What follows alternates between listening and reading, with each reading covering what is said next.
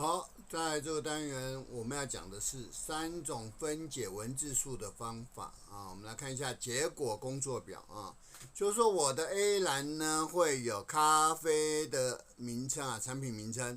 那这边呢，它总共有干嘛？分成3列，我要把这3列的资料直接分解成3栏啊，分解成3栏。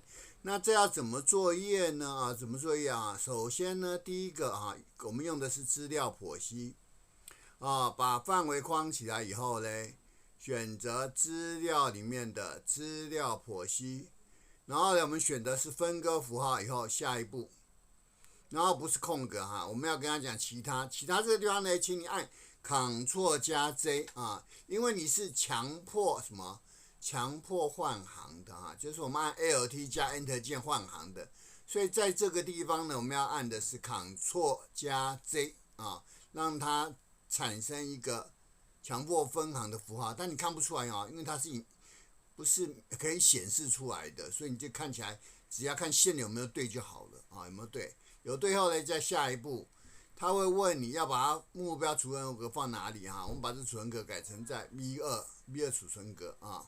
好了以后呢，按完成，它就会自动把它分解掉了啊，这是最快速的方法，直接分解了啊。然后第二种方法呢，快速填放就是在 V2 储存格、C2 储存格、第2储存格，把它要分解的字串打上去，打完以后呢，在第3列按 Ctrl 一栏一栏的按 Ctrl 哈，都在第3列。它就会自动干嘛截取出来啊？这一种也可以啊，也可以。这种是第2种方法啊，用快速填入的方式啊。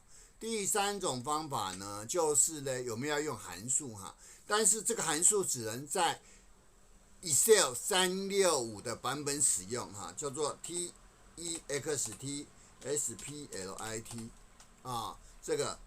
字串分割的一个函数哈，那首先我们要分割什么呢？我们分割 A2 储存格里面的资料啊，然后用什么来分割？用 GHAR 刮弧时啊，这个代表的意思代表强迫分行的符号啊，我们要依照强迫分行符号来把它分成看要几栏啊，然后按 Enter 以后呢，它就会帮你自动分，有没有？拿铁、榛果拿铁咖啡，英文啊，然后我们只要往下干嘛？拖拉方往下拉。它就会帮你分好了啊，那这也是另外一种方法哈，你要懂函数啊就可以了。